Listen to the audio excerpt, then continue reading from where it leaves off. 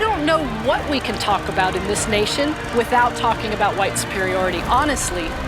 Who defines the meaning of God also defines the relationship between economy and God. African Americans spent $1.3 trillion last year, making us the 16th wealthiest nation in the world. Why have we not turned those riches into wealth to develop our community?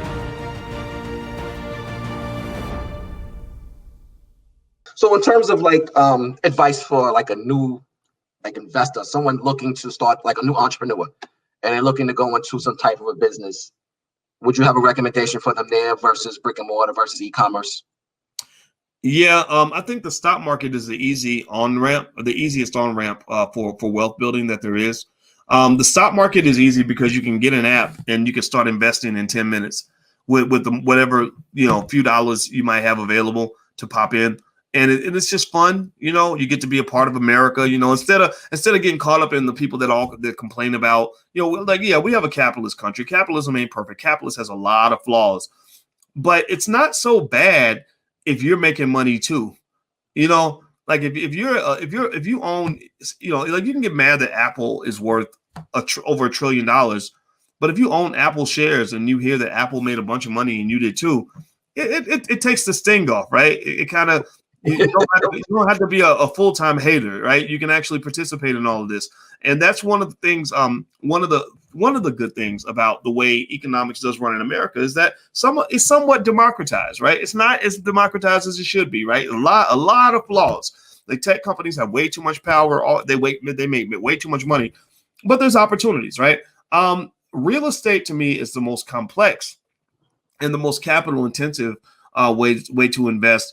But it's also, it's also the simplest and most direct in the sense that buying your own home is one of the fastest ways that people go from being poor to middle class, right? Because, if you're putting money towards your house instead of giving money to the landlord, then that right there is going to increase your wealth very naturally, assuming that you don't go deep in debt. So, and I like real estate as an investment because you get to live inside your investment. Like I invested, I invested, but when Alicia and I were trying to get our basement redone, I was a big spender. They were like, okay, do you want the mediocre, the mediocre stuff in the bathroom, or do you want the fancy stuff? I was like, give me the fancy stuff. And the reason I did that is because I was like, this is an investment. We're, all the money we're putting in, we're gonna get it right back out when we go and sell the house. So I explained to her, I said, we're not really spending money. We're just putting money into something, and then we're going to get the money out when it's time to move after we've enjoyed this basement for the next 5 or 10 years. So I think I like real estate a lot, particularly for those that don't want to get too deep into economic training and stuff like that. Now, people that really want to have a chance to get the really good lottery ticket and have a real shot at really like busting at the seams financially, entrepreneurship is the key. And that's the pathway, man. I mean, I know so many entrepreneurs that are making ridiculous amounts of money just because they got into, maybe when they were young, their parents maybe put them in an intense program to learn all the different ways that people make money, or maybe they did it as adults and they maybe, let's say you join a group with other entrepreneurs and you're just bouncing ideas off each other. That literally creates, it's like what I call fertile economic soil.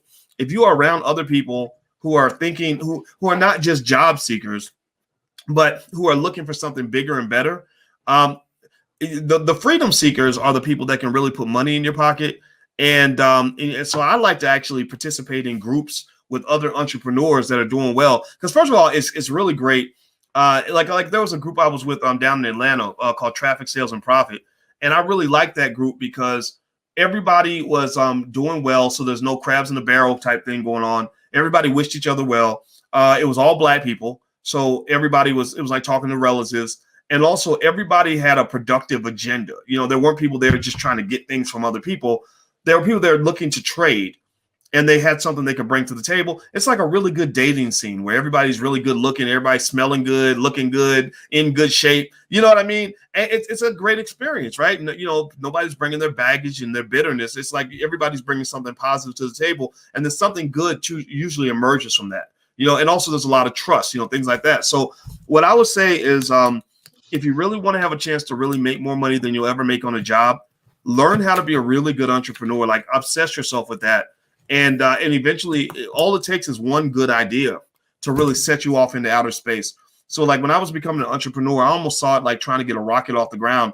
At first, the gravity pulls the rocket down. You need a lot of power, a lot of focused, concentrated power to get a rocket out of the atmosphere because the Earth's gravitational pull is pulling it to the ground. I thought of that as my old life. My slave life was like gravity, like white supremacy's got gravity. They're like, come back here, Negro. Don't you take your ass out of it, right? So you got to have a lot of energy, and it's got to be really focused because a rocket that doesn't have enough energy is going to come back to the ground, and a rocket where the energy isn't packaged and focused properly is going to blow up. Right? Because all the rocket launches is a controlled explosion. So in the controlled explosion where you're trying to explode and get away from your old life to get to a new life, you have to be real focused and you have to be real, almost maniacally, insanely committed to your freedom. Right? Damn, I like that. So that's what I did, man. And so once you bust out of the atmosphere, like it's really hard at first, right? Because you busting out all kinds of stuff trying to pull you back. You got relatives telling you, what you doing, boy? That's crazy. You got trifling Negro naysayers out here. You got white supremacy. You got, your old habits. The biggest hater in the world is yourself sometimes. I mean, you got, your old habits pulling you back. But then once you bust out, it's like you get to the space where suddenly everything becomes easy. Where suddenly you're living the life of a free black man instead of living the old life that you had before. And it's just like this whole new universe opens up. And I'm really blessed. I really have to stop myself from sounding like a complete coon when I say that there's days where I wake up, man, where I literally am thankful that white people were not nicer to me. Like I'm really thankful that they treated me so badly that it forced me to leave the life that I thought I wanted back in the day. Like there was a time where where my dream life was to get the dream job and to have the dream career and to get awards from white people. Right? I grew up like that. A lot of us did, and I didn't get those things. It was very hard. It was like oil and water. We never mixed. So I had to go. I was pushed out, because I was like, I can't stay here. This is going to be terrible if I stay here. But I'm glad that happened because it was almost like being pushed out of my parents' house. When I was 18, I didn't want to go. But once I got out and I knew what freedom felt like, it opened me up to a lot of new possibilities. Didn't even know were out there. So a lot of times we don't reach our dream. And that's not even the whole crime. The whole crime is that sometimes you even have the wrong dream. Sometimes the worst thing that can ever happen to you is for you to get what you want. It's like a bad relationship with a terrible person. All of us probably know the feeling of being madly in love with a person that is absolutely terrible for you. But you're begging them to say because you're addicted to that situation, right?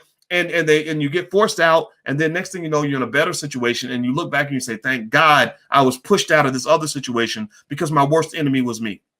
Right? So I thank God that white supremacy pushed me away because once I realized what was out there, I live a dream that I didn't even have because I didn't even know this dream existed.